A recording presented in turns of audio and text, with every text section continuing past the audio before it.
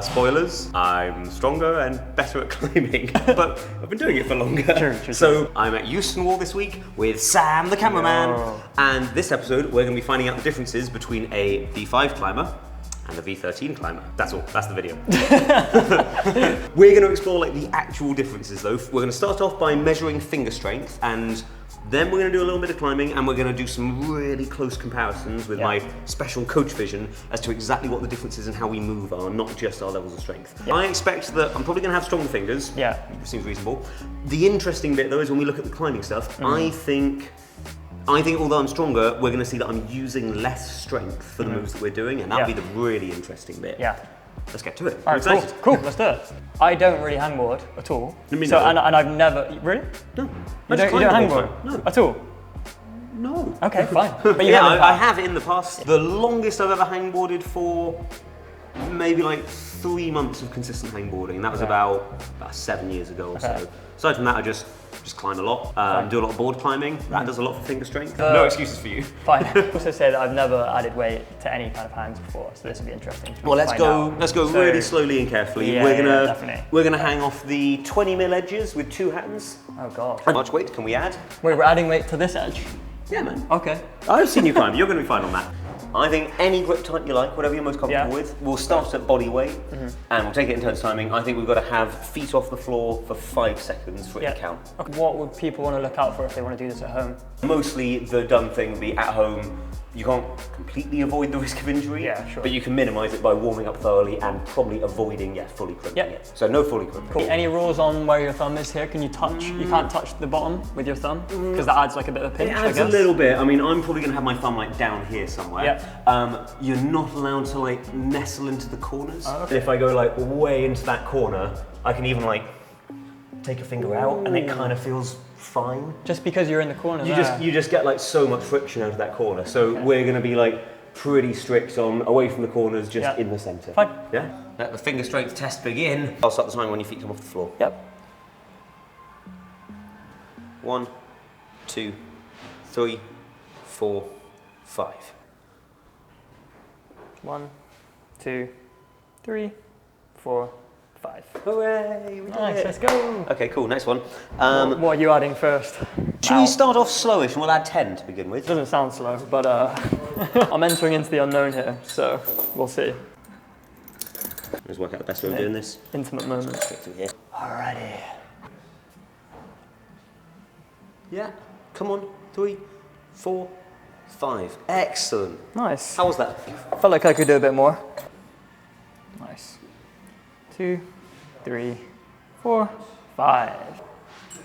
1, 2, 3, 4, 5. God damn! Nice. Very good, man. Cool. How do you feel? Yeah, not bad. I feel like there's a little bit more in the tank. This is going to be the shock moment where Sam wins. I know. Can you imagine? All Louis' hypotheses down the drain. Yeah, Sam flashes V10. 1, 2, 3, 4, 5. Yes, Sam! God. There was like a moment there where I thought I was going to slip. Pow. Thanks, man. Hello, you're being so good. You're being good too, Sam. Very good.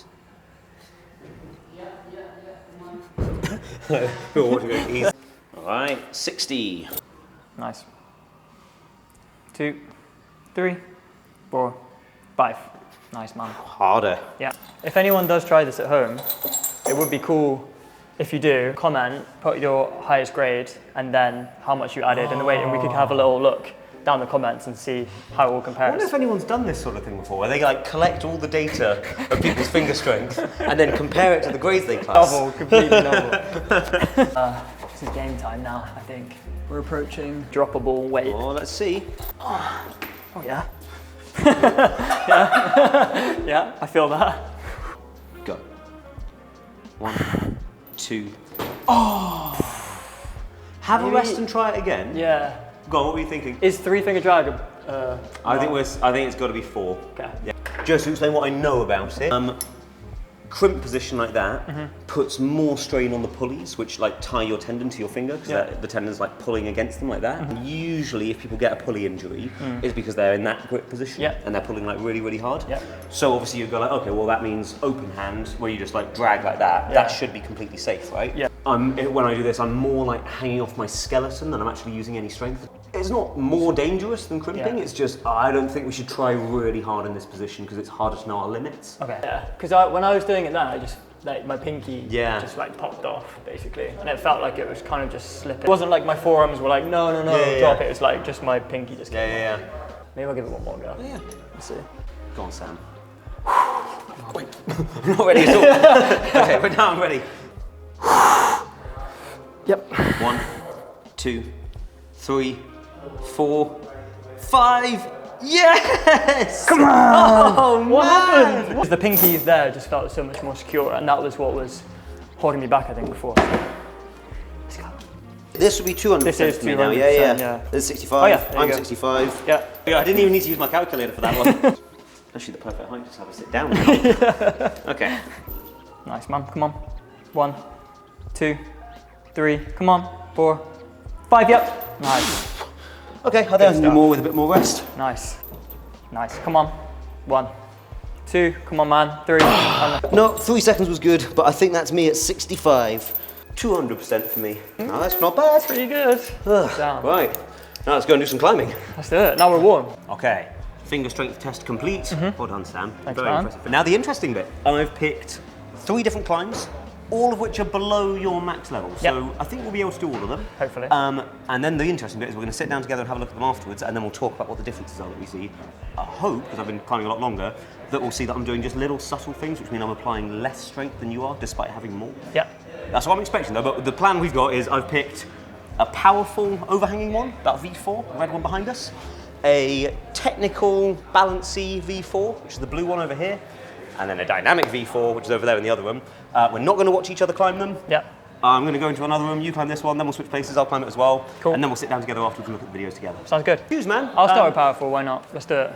And then you go away. I'm going away, I'm going away. Start looks okay, first 2 moves look okay, and then I think when you go up to like the 4th handhold, that looks hard, and then you're up to some slopey stuff.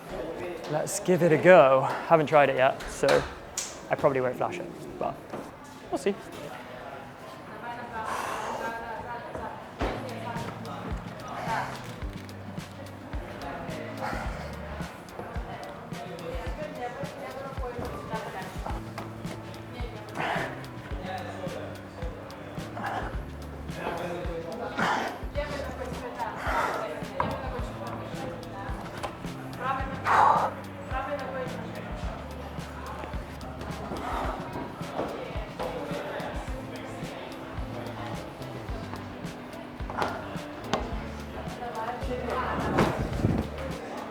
Flashed it. Cool. Flashed it? I did. Yeah, nice, buddy. Oh, man. Right, okay, now I'll do it as well.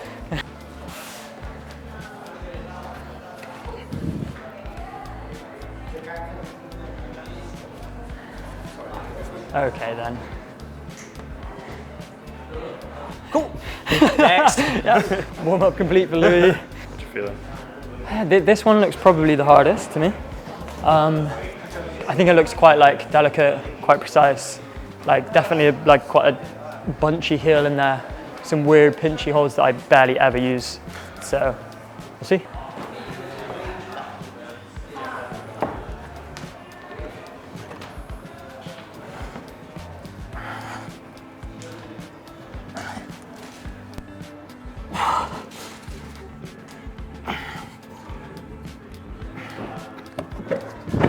It's a weird match, so you might have to give me some beer. Because Louis not. Testing you. Oh damn it. Doesn't really feel like actually a pinch. You probably want to try and like change your body position so that it becomes a better hold rather than like front on just trying to like grab it for all your life. So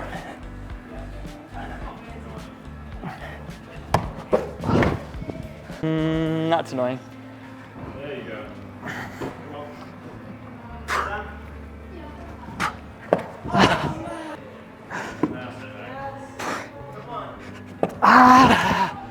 No. Okay, I've taken Saul's advice. Tighten my shoes. This This is the one. Just give it this. Easy. There you go. Come on, come on. That's it. Stand up on it. Come on.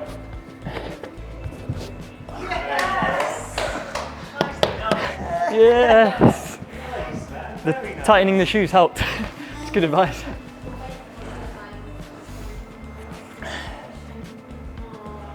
Oh, what? Oh my God.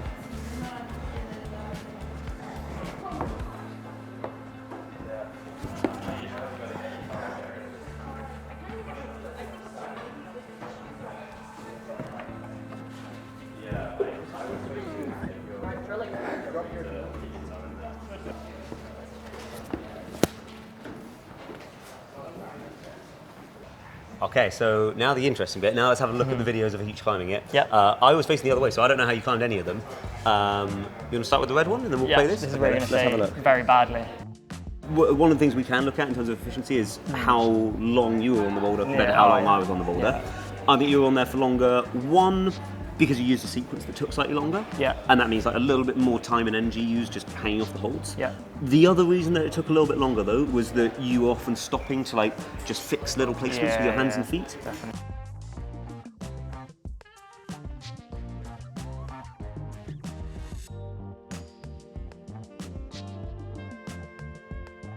If you look at that first one, you get it once, twice, three, kind of. Yeah. 3.5-ish. Yeah. It's not loads, but then by comparison, when I'm doing it, because I'm focusing on getting the right place first time and then just moving through it as quickly as I can, Yeah. I spend, I think, a total of less energy on that. The main difference is in the sequence we choose to use. Yeah, massively. I think, to be clear, I don't think the sequence you use is like bad in any way. I think actually yours is a lot closer to the intended sequence of the climb. You're balancing yourself in each position, you're making smart choices as to where to put your feet. Yeah. The downside is the sequence you choose ends up using less momentum and more outright strength. Yeah. Now, then when I do it on my lap, you can see I'm trying to, I'm kind of sticking to the style that I usually climb with, which is I use a lot of momentum. Initially that might look like I'm using a lot more power, but I'm actually just timing my movements quite well so that at times where you're needing to use some strength to like stabilize an off-balance position, I'm using that loss of balance and just swinging straight for the next hold instead. Yeah. The downside of that style though is that it's more risky. So if I fall off, then it will take me more goes. Or if I miss the hold, then I definitely fall off straight away. Whereas your method, it allows you to move more slowly and carefully at the expense of using more strength. This move here into the next one. So let's just watch that. 1, 2, and you can see like, if I wanted to stop on that one, that's actually quite a narrow position. I'd have to use quite a lot of strength to stay there. Yeah. Whereas if I let myself swing straight up to the next one, that being a slightly wider position means it's just a lot easier to control. And same on this one, matching hands there. If I wanted to stop and put my foot there, that's a smarter sequence, that. That doesn't take too much longer, but compared to just timing exactly when I'm swinging and when I'm flicking with my leg and pulling for the finish, that ended up being loads easier. I guess like a mental difference as well is you have the confidence that you probably know that you're going to get it, whereas I'm thinking I don't want to drop this. Yeah. So every move I'm like, okay, I'll stop. I don't want to drop. So that's a really interesting one. I think the confidence plays like a huge part of it, and the confidence kind of comes from experience, but then it also comes from, okay, we looked at that difference in our hand strength. When I'm confidently like lunging for a hold, in my head I'm thinking, I've practiced precision a lot and I practice using momentum a lot, so I'm pretty confident I'm going to get this right. Yeah. I'm also confident that if I get it like 50% wrong, it's still going to be good enough that I could just do the next move anyway. So that confidence allows me to then climb with this riskier style, which ends up being more efficient. Okay, I'm sorry, let's have a look at the next one. This is the one that I think there's going to be some really significant differences in position.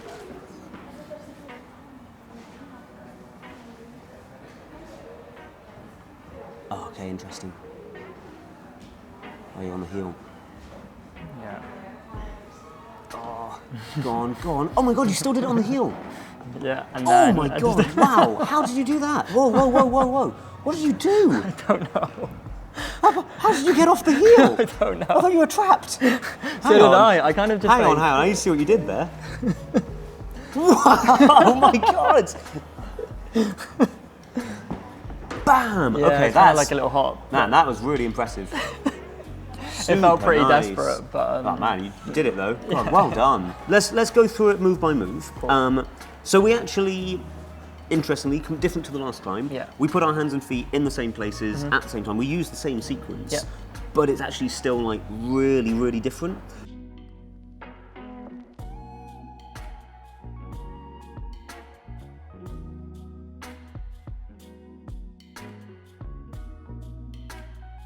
I think you pull on these holds a lot harder than I do. Yeah, okay, here we go. So we'll compare it to my one in a minute. You stop in this position, and you're pulling at the hold like at that angle. Yeah. Whereas compare what you just saw to me on this first move, and you'll see like as soon as I hit it, my main thinking is just to go as far this way as I can.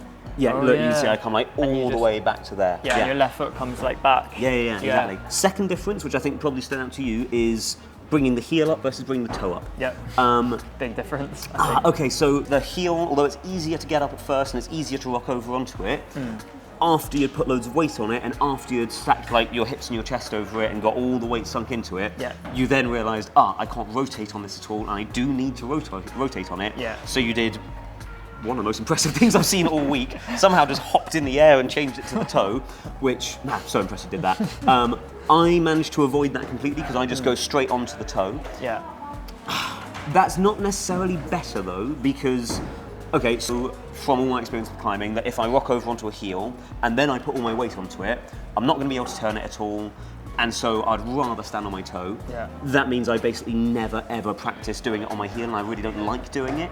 So I'm actually not sure if me doing it on my toe rather than my heel, I don't know if that's better or if that's just my own bias as to how I like to climb. In my mind, like why I didn't want to put a toe in is because that hold, to me, the pinch was so bad that I felt like I had to have as much weight as possible on my left leg so I could sink into it and use it less. Interestingly, the heel feels more secure. But as for which one you can actually get more weight into, I think the toe might be better because although you can put a lot of weight into the heel, if the front of my toe is on there and my foot sticks out this way, imagine where my heel is, where the rest of my leg is, it actually makes the whole thing like even less steep of an angle. Because it's like the foothold's further out for me.